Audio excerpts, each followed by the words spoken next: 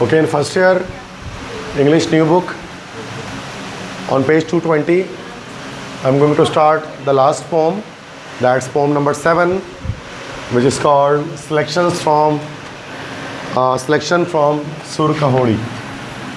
Sur Kahori. So, selections from Sur Kahori.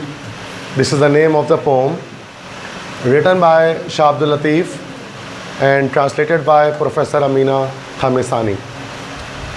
So, first of all, selections from Sur Kahori. This is written by the poet named Shah Abdul Latif, or in total we can say him Shah Abdul Latif Bhitai. You have already read about this poet, the most famous poet of Sindhi language, and you have read so many times in your school life about this person, Shah Abdul Latif Bhitai, who lived in a mound, and a mound of sand is called Bhit in Sindhi.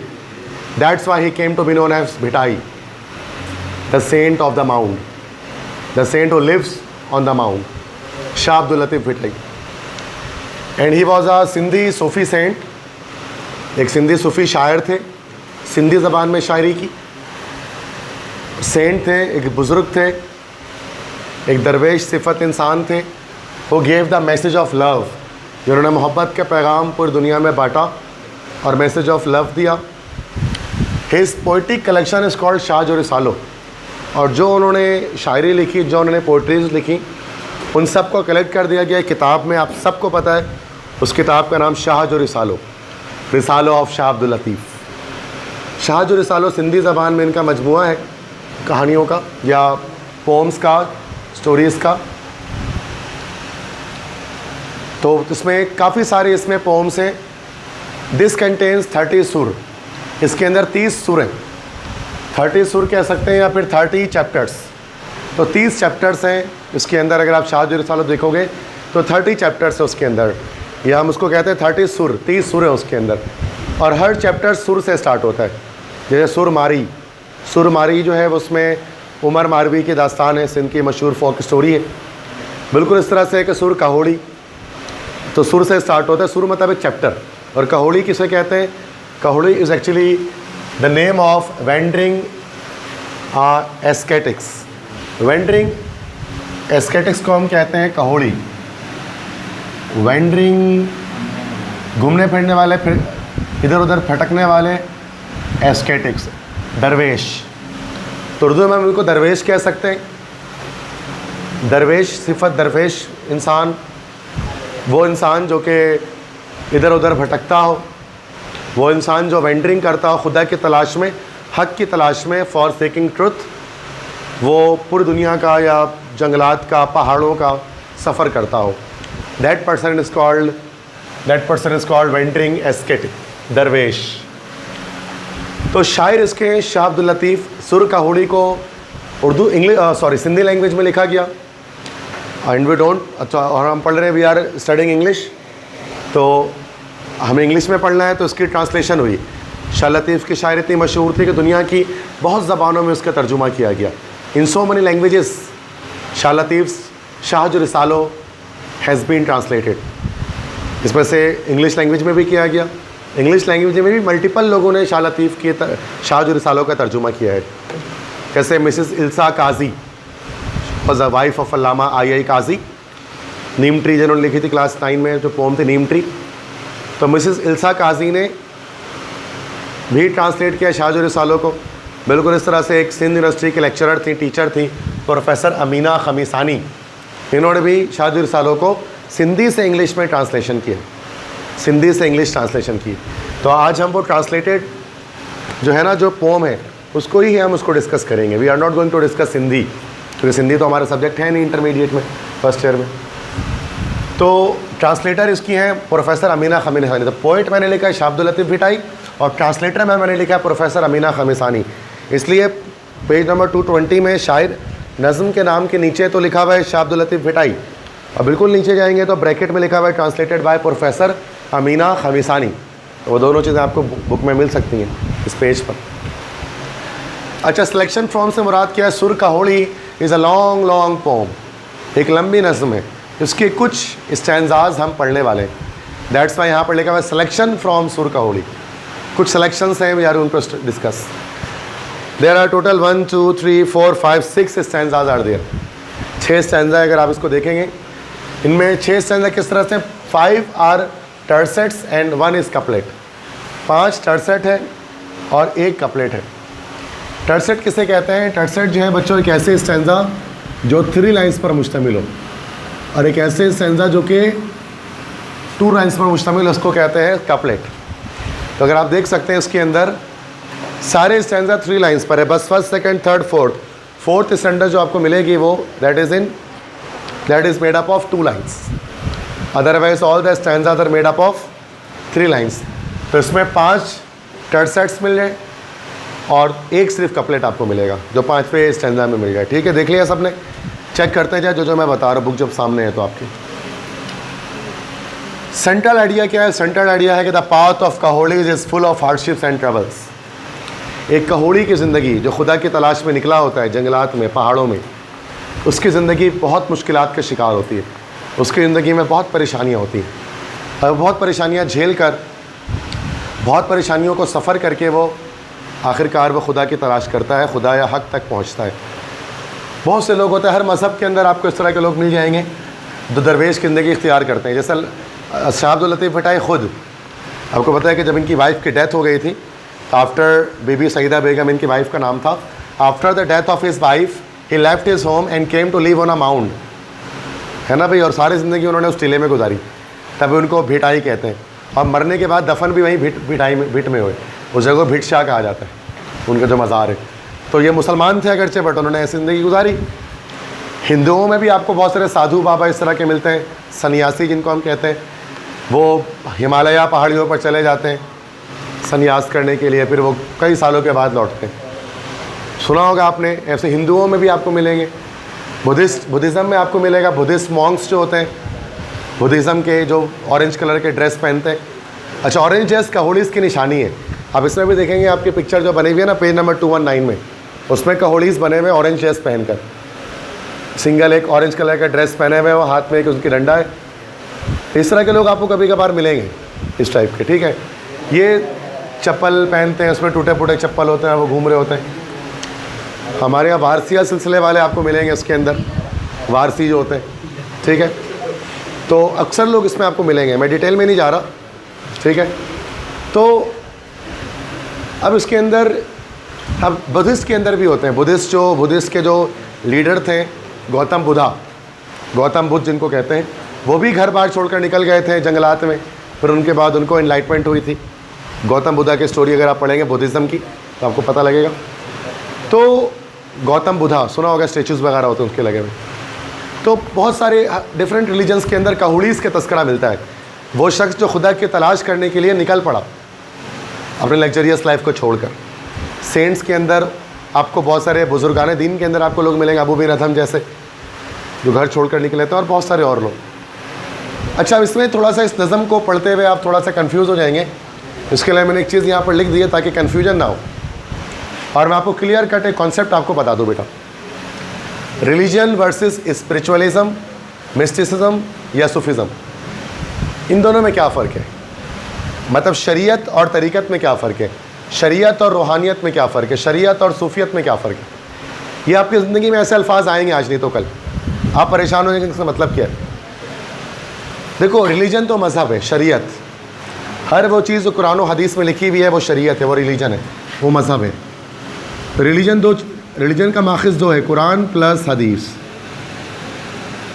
इसमें जो लिखा हुआ है अगर आप उसको follow करें, you are following a religion, और यू आर फॉलोइंग शरीयत, शरिया को आप फॉलो करें। तरीक़त या स्पिरिचुअलिज्म या मिस्टिसिज्म या सूफिज़म, इसके अंदर कुछ अलग चीज़ें होती हैं। अब रिलीजन के अंदर, मज़हब के अंदर हमें स्कॉलिस्टिक लाइफ का, रहबानियत का दर्स नहीं मिलता। इसके अंदर हमारे पास रहबानियत scholastic life, there is no fact of scholastic life in religion. लेकिन यही मिस्टिसिज्म के अंदर आपको, स्पिरिचुअलिज्म के अंदर रहबानियत का दर्स मिलेगा। रहबानियत मतलब सब कुछ छोड़ के निकल पड़ना। अब समटाइम्स आपको रिलीजन में ऐसा नहीं मिलता। कि इंसान अपना घर बार छोड़कर निकल जाए, चाहे वो तबलीग दीन का काम हो, चाहे वो कोई भी काम हो, आप अपना घर बार छोड़कर नहीं जा सकते। समटाइम्स ऐसा कहा जाता है, और कभी कभार इसमें आपको कभी कभार आपको इसमें कॉन्सेप्ट भी मिल जाता है थोड़ा सा, कि नबी पाक सल्लल्लाहु ताला अलैहि वसल्लम गार हिरा में जाकर क़याम करते थे अकेले में। गार हिरा सुना होगा आपने, वहाँ पर क़याम करते थे, अकेले बैठते थे, खुदा की याद करते थे। तो हमें कुछ ना कुछ वहाँ से थोड़ा इस तरह से कॉन्सेप्ट मिलता है कि आप वसल्लम वहाँ पर गए थे, लेकिन हमेशा के लिए चला जाना और फिर ज़िंदगी भर के लिए, इसका कॉन्सेप्ट नबी की ज़िंदगी से आपको इसमें नहीं मिलता। ठीक है, you can not find it from the profits life. चूँकि नबी जाहिर सी बात है सोसाइटी के साथ मिलकर रहते थे, शादियाँ भी की थी उन्होंने, उनके बेटियाँ भी थी उनकी, सब कुछ था लाइफ के साथ उन्होंने जिया था। स्पिरिचुअलिज्म में क्या होता है? रूहानियत है। रूहानियत में क्या होता है कि मोहब्बत का दर्स होता है, मैसेज ऑफ लव होता है, और इसके अंदर लोगों को समझाया जाता है किसी एक बात के बारे में, भले वो बात शरीयत से थोड़ी बात मुतसादिम कर दी हो, थोड़ी बहुत वो डेविएट करती हो शरीयत से। मिसाल के तौर पे जैसे मौसीकी को शरीयत के अंदर हराम करार दिया गया कि मौसीकी हराम है, उसको आप सुन नहीं सकते हमने। लेकिन in the meantime we also discuss के जो शाह लतीफ़ है, उन्होंने तंबूरा बनाया था, म्यूज़िकल इंस्ट्रूमेंट, क्योंकि वो एक सूफ़ी सेंट थे, वो एक सूफ़ीज़म की तरफ माइल थे। अच्छा, नीयत देखना पड़ता है हमें। देखो शरीयत से है तो मुतसादिम, लेकिन नीयत क्या थी उनकी कि लोग चूँकि मौसीकी को सुनकर अट्रैक्ट हुआ करते थे, इसलिए उन्होंने मौसीकी का आला बना दिया ताकि लोग उनकी बात को ज़्यादा से ज़्यादा समझें, सुने। जैसे कवाली, अब कवाली जो है वो शरीयत के अंदर कवाली का तस्करा नहीं मिलता, उसमें तालियाँ बज रही हैं, उसमें ढोल बज रहे हैं, तो कवाली का तस्करा नहीं मिलता। लेकिन इसी in the meantime Khwaja Moinuddin Chishti रहमतुल्लाह अलैह, जिसको हम ख्वाजा गरीब नवाज़ भी कहते हैं, उनके यहाँ चिश्तिया सिलसिले में तो कवाली का सिस्टम है। वो कवालियों को महफिलें भी लगती हैं, वो तो बनाते हैं और सवाब की नीयत से करते भी। वो इसलिए कि ख्वाजा मोइनुद्दीन चिश्ती, उनको कवालियाँ पसंद थी, वो कवाली के ज़रिए क्या करते थे, लोगों को अपनी तरफ माइल करते थे। तो नीयत देखे जाए तो नीयत साफ़ थी, भले वो शरीयत से मुतसादिम थी, बट नीयत ठीक थी, नीयत सही थी। तो all your actions are based upon intentions. आपके तमाम एक्शंस, आपके तमाम अमाल का दारोमदार आपकी नीयतों पर है। नीयत साफ़ है तो मंजिल आसान है। तो हम इस लिहाज से हम ये चीज़, तो बहुत सारे बच्चे कंफ्यूज हो जाते हैं, तो मैं यही बता रहा हूँ कि आप ये ना समझो कि किसी तरह से उन्होंने गलत कर दिया कि नबी पाक सल्लल्लाहु ताला अलैहि वसल्लम ने फरमाया हदीस में कि अल्लाह ने मुझे गाने बाजे के औजार तोड़ने के लिए दुनिया में भेजा है कि मैं गाने बाजे के सारे औजार तोड़ दूँ। तो यही एक सूफ़ी सेंट शाह लतीफ़ बिटाई उसको बना दे रहे, उसको इन्वेंट कर रहे हैं, उसको ईजाद कर रहे हैं। अब आप बोलोगे सर ये तो बात नहीं पल्ले पड़ रही है हमारे, देखिए ना हमारे मासूम बच्चे, इनोसेंट चाइल्ड है, हमें नहीं पड़ती हमारे बात के पल्ले। तो मैं आपको समझाना चाह रहा हूँ कि तरीक़त के अंदर शरीयत से हम खिलाफ चले जाते हैं समटाइम्स, बट नीयत ये होती है कि हम लोगों को समझाएं, लोगों को दीन की तरफ गामजन करें। इसमें बहुत बड़े उलमा कराम में से मौलाना तारिक जमील साहब है। मौलाना तारिक जमील जो है, उन्होंने अहले तशीयों के पीछे नमाज़ पढ़ ली, मान लेते हैं अहले तशी के पीछे, शियों के पीछे नमाज़ पढ़ ली। कॉमन अहले सुन्नत कॉन्सेप्ट होता है कि अहले तशी के पीछे नमाज़ नहीं होती, कॉमन कॉन्सेप्ट। उन्होंने पढ़ी, लेकिन क्यों पढ़ी? ताकि जो है ना वो अहले तशी हज़रात जो भी है ना, उनके दिल में एक मोहब्बत का एक जज्बा आ जाए कि नहीं, और उनकी बात थोड़ी बहुत सुन ले वो, या जो भी वो बताना चाह रहे हैं, एक अपनाइयत आ जाए। अगरचे शरीयत के ख़िलाफ़ है ये बात, नहीं पढ़ सकते थे बट पढ़ ली। आमिर खान से बात करनी तारिक जमील साहब को, तो उन्होंने आमिर खान की पूरी मूवी देख ली, आमिर खान की पूरी मूवी देखी। उसके बाद कॉल पे बात की, उनसे सुना होगा कॉल पे, आमिर खान जो एक्टर है उनसे बताया मैंने आपकी मूवी देखी थी और ऐसी थी और अच्छी थी, लगी मुझे ये वो। क्यों देखा? मूवी देखना तो गुनाह है, और इतने बड़े आलिम ने मूवी देख लिया, फिल्म देख लिया आमिर खान की, क्यों? सिर्फ इस नीयत ये थी कि उससे बात स्टार्ट कर सकूँ मैं, और डायरेक्ट वो अल्लाह रसूल की बात करेंगे तो कॉल ही काट देंगे वो, तो फिल्म स्टार है वो, तो थोड़ा सा उनके स्टाइल में बात किया जाए। तो ये नीयत देखें ना आप क्यों बिला वजह डायरेक्ट किसी को फतवा दे कि नहीं ये गलत काम था, ये गलत किया उन्होंने, नहीं, नीयतों को देखा जाता है, समझ गए? तो कभी परेशान नहीं होना इस चीज़ पर। तो कहोड़ीस की नीयत ये होती है कि वो खुदा तक पहुंचना चाहते हैं, खुदा के पास पहुंचना चाहते हैं, उसके लिए खिलाफ शरीयत एक काम करते हैं, वो घर बार छोड़कर निकल जाते हैं वो, लेकिन फिर नीयत साफ़ है तो हम उनको कुछ ऐसा नहीं कह सकते कि वो उन्होंने कुछ गलत किया। जो कहोड़ी हैं, जो दरवेश सिफत लोग हैं जो निकले, बहुत सारे उलमा करामा में मिलते हैं, मैं नाम लिया ना मैंने अभी आपको, इस तरह हज़रत जुनैद बगदादी थे, हज़रत बायज़ीद बस्तामी थे अलैहि रहमा, ये हज़रत शम्स तबरेज़ थे, नाम सुनेंगे आप इन सब का। ये सब के सब घर बार छोड़कर निकल गए थे अपना, और खुदा की याद में जंगलों में, रेगिस्तान में, वीरानों में चले गए थे अल्लाह के ज़िक्र में। तो ऐसा हो सकता है, आपको ऐसे तरीक़त के अंदर ऐसे लोग मिलेंगे स्पिरिचुअलिज़म के अंदर जो रूहानी तौर पर इतने ज़्यादा स्ट्रॉन्ग होते हैं। ठीक है। तो लेकिन उनकी ज़िंदगी बहुत हार्डशिप्स का शिकार होती है, बहुत मुश्किलात होती हैं, उन्हीं मुश्किलात को पढ़ना है। This is the central idea of this book. समझ में आ गई? यहाँ तक क्लियर है? Okay. Page 220। Mother, I saw those who have beloved seen, one must stay a night with those with God have been. Their recognition becomes a raft in this ocean of the world. Mother, I saw those who have beloved seen. माँ, मैंने देखा है उनको जिसने खुदा को देखा है। बिलव्ड बी कैपिटल है, खुदा के लिए कह रहा है, अल्लाह के लिए कह रहा है। माँ, मैंने उन लोगों से मैं मिला, उन लोगों को मैंने देखा है जिन्होंने खुदा को देखा है। खुदा को देखने से मरा जो खुदा से करीब हो गए, जिन्होंने खुदा को जान लिया है। क्योंकि अल्लाह को देख तो कोई नहीं सकता ना भाई, सिर्फ नबी पाक सल्लल्लाहु अलैहि वसल्लम ने अल्लाह ताला को देखा है, वो भी 15 शबान जो थी ना, शब मेराज जिसको हम कहते हैं, मेराज के वाक़े में, वो हमने पढ़ते हैं, उलमा कराम बताते हैं मस्जिद में।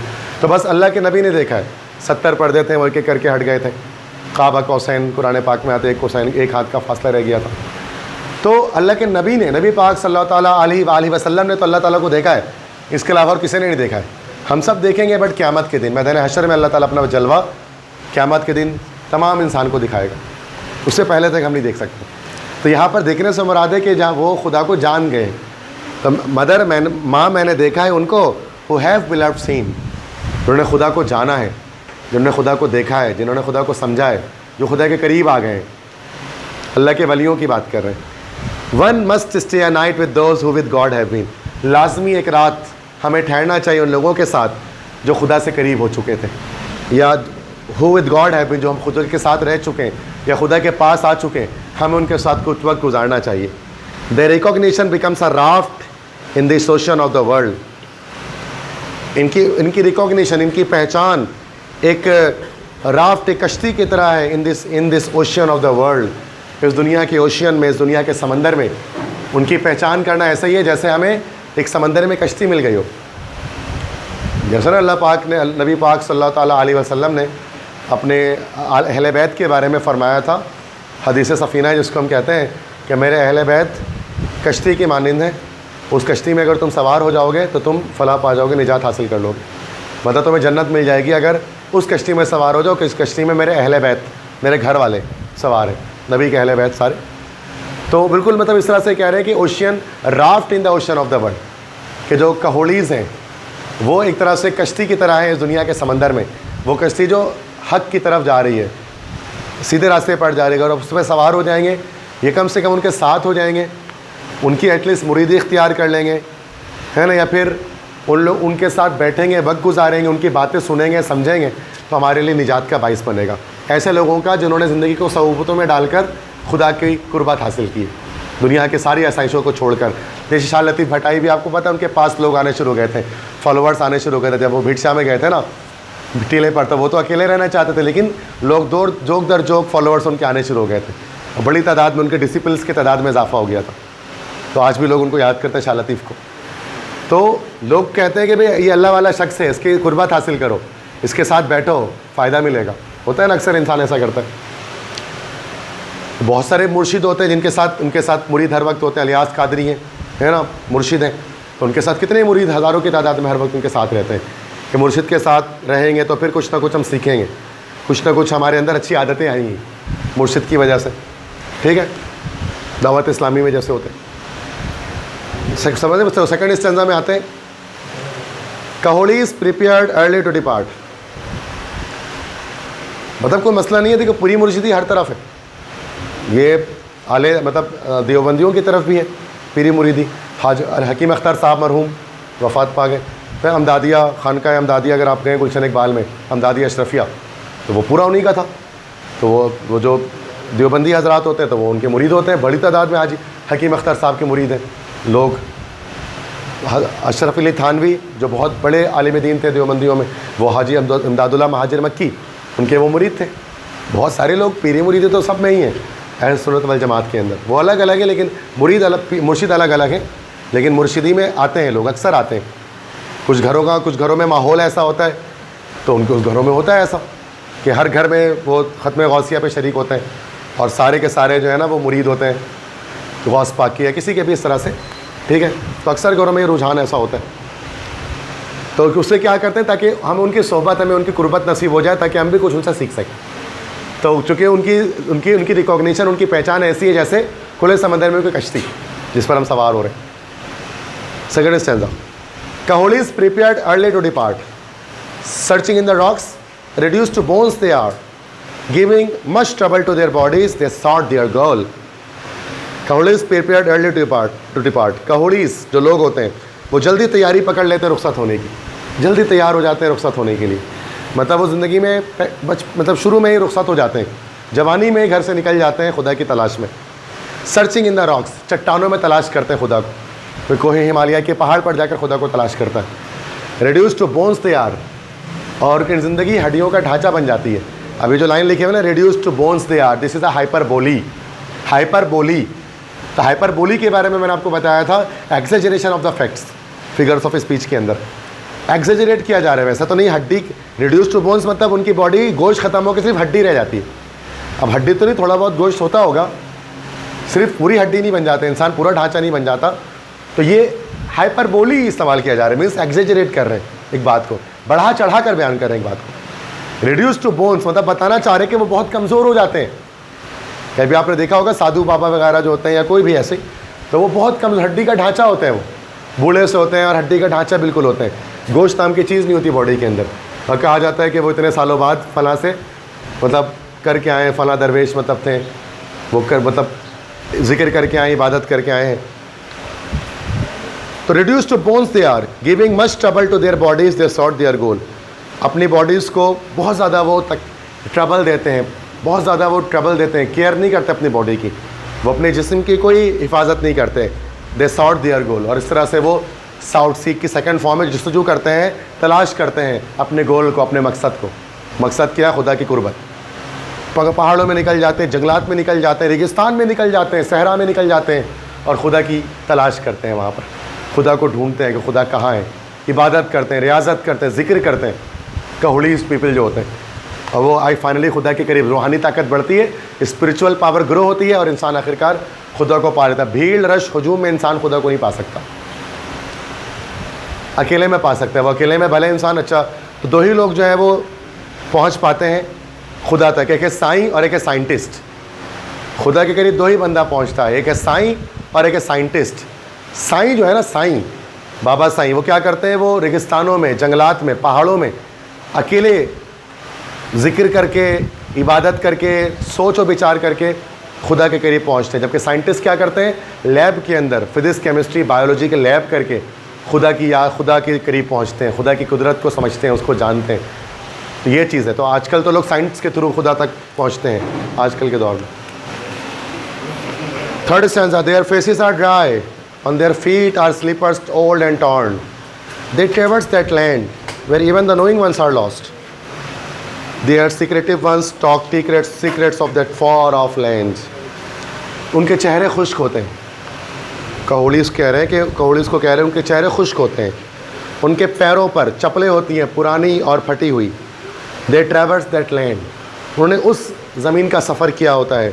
Where even the knowing ones are lost, जहाँ पे अक्सर नोइंग वंस आर लॉस्ट, जानने वाले जिनको जानकारी होती है वो भी गुम हो जाते हैं। मतलब उन ज़मीनों का सफ़र करके वो आए होते हैं जहाँ पर उसके लोकल्स, उसके मुकामी, उसके जानने वाले भी गुम हो जाते हैं, वो उस जगह का सफ़र करके आते हैं। दे आर सेक्रेटिव वंस, उनके पुरस्कार लोग, talk secrets of that far of land, वो उस दूर दराज ज़मीन के सीक्रेट्स को बताते हैं, उसके राज को बताते हैं कि उन्होंने क्या राज तलाश किया उन जगहों पर जिन जगहों पर वो गए। ठीक है, क्या ढूंढ कर लाए वहाँ से, क्या उनको चीज़ें पता लगी खुदा के बारे में, वो बताते हैं। Where not a trace of bird is seen, fire is lit. Who save a group of ascetics can kindle it. Where not a trace of bird is seen, जहाँ पर किसी परिंदे का निशान तक दिखाई नहीं देता, fire is lit, वहाँ आग जली होती है। Who save a group of ascetics can kindle it. कौन सिवाय दरवेशों के गुरों के वो उस आग को जला सकता है। मतलब कभी आप हिमालय के पहाड़ पर जाएंगे, तिब्बत के पहाड़ है, हिमालय के पहाड़ है, बड़े बड़े पहाड़ है, ठंडे इलाके हैं, सख्त सर्दी होती है, -20 -30 टेम्परेचर होता है। और वहाँ पर आप देखेंगे दूर दूर तक, किलोमीटर्स तक कोई नहीं होता, खाली होता है पूरा। और वहाँ दूर कहीं आपको आग जलती हुई दिखाई देगी, फायर इज़ लिट, आग लगी होती है। वहाँ परिंदा भी पर नहीं मार सकता, परिंदे तक नहीं जाते इतनी सर्दी में, वहाँ आग जली होती है। जब आप करीब जाते हैं तो फिर पता लगता है कि वहाँ पर एस्केटिक्स हैं, वहाँ दरवेश लोग हैं जो वहाँ पर क़याम कर रहे हैं, खुदा की याद में लगे हैं। तो ऐसी जगहों पर भी आपको मिल जाते हैं दरवेश, बड़े बड़े पहाड़ों पर इधर उधर अकेलेपन की ज़िंदगी काटते हैं, खुदा की याद तलाश में, खुदा की याद में। Those who went to jungle were not misled, वो लोग जो जंगल चले गए वो गुमराह नहीं है। Those on highway were villages, those who gave up both the worlds were from ignorance saved. Those who went to jungle were not misled, वो लोग जो जंगल चले गए ना वो गुमराह नहीं है। जैसे कुछ लोग उनको गुमराह कहते हैं। Those who went to jungle were not misled, वो लोग जो जंगल चले गए वो गुमराह नहीं है। जैसे कुछ लोग उनको गुमराह समझते हैं कि भाई घर बार छोड़ के चले गए और सब कुछ छोड़ कर चले गए तो ये उन्होंने शरीयत के ख़िलाफ़ काम कर दिया और वो गुमराही का शिकार हो गए और उन्होंने शरीयत के मुतसादिम काम किया। तो शाह लतीफ़ कहते हैं कि ऐसे लोग गुमराह नहीं हैं, हक़ की तलाश में है। सूफ़िज़म के अंदर ऐसे लोगों को गलत नहीं कहा जाता, तरीक़त के अंदर, रूहानियत के अंदर, स्पिरिचुअलिज़म के अंदर ऐसे लोगों को हम गलत नहीं कहते, हम कहते हैं वो ठीक है। शरीयत में कहीं पर लोगों को गलत कहा जाता है कि रहबानियत का दर्स नहीं है शरीयत में, लेकिन फिर हमें ये भी तो मिलता है कि नबी पाक सल्लल्लाहु ताला अलैहि वसल्लम गारे हिरा में गए थे अकेले रहने के लिए, सब कुछ छोड़कर। तो कुछ ना कुछ दर्स तो हमें मिलेगा, हम ये नहीं कह सकते हैं कि 100% ये गलत हो गया। तो वो लोग जो जंगल में चले गए खुदा की तलाश में, वो गुमराह नहीं कहें आप उन्हें कि वो गुमराही का शिकार हो गए, ऐसा नहीं है। They are not misled. Those on highway were waylaid, हाँ वो लोग जो हाईवे पर चल रहे हैं वो गुमराह हैं, वो रुक चुके हैं। हाईवे देखो, जंगल में क्या होता है, बहुत दुश्वार होते हैं रास्ते, और हाईवे में रास्ता बिल्कुल प्लेन होता है, आराम से गाड़ियाँ चल रही होती हैं उसके ऊपर। तो जो हाईवे पर हैं, जो स्मूथ ज़िंदगी गुजार रहे हैं, उनको तो हम कह सकते हैं कि शायद वो खुदा के करीब नहीं पहुँच पा रहे, लेकिन वो जंगल में चले गए वो खुदा के ज़्यादा करीब पहुँचे, क्योंकि खुदा आपको जाहिर सी बात है अकेले में ही मिलेगा, परेशानियों में, सऊबतों में ही मिलेगा। आराम से कोई बंदा अपने मखमली बिस्तर के अंदर बैठा हुआ है लग्जरियस लाइफ के साथ, उसको तो खुदा नहीं मिलेगा।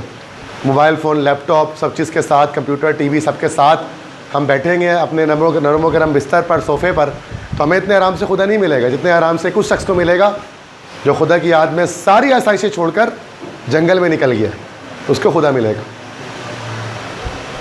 Those who gave up both the worlds were from ignorance saved, वो शख्स जिसने दोनों दुनियाओं को छोड़ दिया, वर फ्रॉम ignorance saved, वो जहालत से बच गया, वो नाशनाई से बच गया। Those who gave up both the worlds, वो जिसने तर्क कर दिया दोनों दुनियाओं को। अच्छा ये भी समझ लें ज़रा, जो कहोड़ीज़ होते हैं ना, उनको दोनों दुनियाओं की फ़िक्र नहीं होती है। ये सारे अल्लाह के वलियों के साथ ऐसे ही है, ना तो उनको दुनिया में दुनिया की तलब है, ना उनको आखिरत की तलब है, ना उनको दुनिया की तलब है, ना उनको जन्नत और दोज़ख की तलब है। वो दुनिया ही उनके लिए क्या होती है कि दुनिया में जब वो खुदा के करीब आते हैं ना, वो दुनिया में जो खुदा के करीब आते हैं तो उनके लिए वही सब कुछ होता है। उनके लिए सबसे बड़ी लज्जत उसी के अंदर है कि वो खुदा से कुर्बत उनको मिल गई, अल्लाह उनके करीब आ गया, उनके ज़बान में हक, मतलब उनका दिल जो है वो ज़िक्र करने लगा अल्लाह की याद के साथ। इंसान का दिल भी ज़िक्र करता है। एक वक्त आता है जब इंसान बहुत ज़्यादा स्पिरिचुअली स्ट्रॉन्ग हो जाता है ना, तो दिल उसका जिक्र करता है। इंसान ज़बान से जिक्र नहीं करता, उसके बॉडी पार्ट्स जिक्र कर रहे होते हैं, या रूहानी आलिम दीन बताते हैं इस चीज़ के बारे में, तो फिर उनको उसी में मज़ा आ रहा होता है। तो क्या कह रहे हैं कि those who gave up both the world, जिन्होंने दोनों दुनियाओं को छोड़ दिया, दुनिया और आखिरत दोनों को छोड़ दिया, वर फ्रॉम इग्नोरेंस सेव्ड, वही लोग हैं जो जहालत से बच गए। मतलब जो जिनको खुदा का कुर्ब मिल गया दुनिया में ही जन्नत का मज़ा उन्होंने ले लिया। ट्रू सीकर्स स्टिल एग्जिस्ट, हक़ का तलाश करने वाले आज भी ज़िंदा हैं। आज भी ऐसे लोग ज़िंदा हैं जो हक़ के तलाशी हैं। आज भी कुछ लोग ज़िंदा हैं जो कहोड़ीज़ हैं, जिस तरह के लोग हैं जिनके डायग्राम में जिनकी पिक्चर दी गई, जो कि सब कुछ छोड़कर घर से निकल जाते हैं। Known only to those who are for spiritual realms, और उनको वही लोग जानते हैं जो रूहानी रियासतों से होते हैं, स्पिरिचुअल रियाल्म्स पे होते हैं, जो जिनका रूहानियत से ताल्लुक़ होता है, जो रूहानियत में मगन होते हैं, वही उन लोगों को जान पाते हैं। हैविंग फाउंड देम, उनको तलाश करने के बाद, they have built their nest close to them, वो बनाते हैं घोंसले उनसे करीब। They have built their nest close to them, वो अपने घोंसले से हमारा अपना घर है, ये वो अपना घर उनसे करीब तामीर करते हैं, ठीक है, वो अपना घर उनसे करीब तामीर करते हैं, ठीक है। तो यहाँ पर ये बात की जा रही है कि अब जो लोग रूहानियत की तरफ होते हैं ना, उनको वो पहचान लेते हैं असली कहोड़ी को, असली दरवेश को, और वो क्या करते हैं, जब उनको मिल जाता है एक ऐसा शख्स जो रियल में कोई रॉन्ग नंबर नहीं होता, मतलब वो कोई ढोंगी बाबा नहीं होता, जो एक वाकई में एक खुदा के करीब जाने वाला एक कहोड़ी होता है, वो उसके करीब जाते हैं और वो उसके साथ स्पेंड करते हैं, वक्त गुजारते हैं, और जो उसने इल्म हासिल किया होता है अपनी इबादत और रियाजत से, वो इबादत और रियाजत से उसकी जानते हैं, उसको समझते हैं, सीखते हैं उससे। This is the poem Sur Khahori by Shah Abdul Latif Bhitai, and this is just telling you about the hardships and the life of a Khahori people. कि ऐसे लोग भी दुनिया में हैं जो हक़ का तलाश कर रहे हैं, खुदा की ज़ात को तलाश करने में लगे हैं, जंगलात में, कोई पहाड़ों में, कोई पता नहीं रेगिस्तानों में। उन लोगों की एक बड़ी कह रहे हैं कि उनकी एक तारीफ़ कर रहे हैं कि उनकी बड़ी कदर है उन लोगों की जो सब कुछ छोड़कर निकले हैं। तो ऐसे लोगों को इज़्ज़त करनी चाहिए, ऐसे लोगों को गुमराह नहीं कहना चाहिए। वो हक़ पर हैं, वो सही रास्ते पर हैं। और ऐसे लोग अगर आपको मिले तो आप उनके साथ बैठें, आप उनके साथ बैठें, आप उनको खाना खिलाएं, आप उनकी इज़्ज़त करें, आप उनसे सीखें जो नॉलेज उन्होंने हासिल की, ना कि उनका आप मजाक बनाएं कि ये लोग कौन है जो लोग दुनिया में आए। मलंग लोग जो होते हैं ना, जैसे मलंग होते हैं कुछ इस तरह के, तो हम उनका मजाक उड़ाते हैं नॉर्मली, पता नहीं कौन से बाबा हैं अजीब, मतलब क्या, लेकिन उनका मजाक नहीं उड़ाना है, ठीक है। That is the central idea. Clear है, बात समझ में आ गई?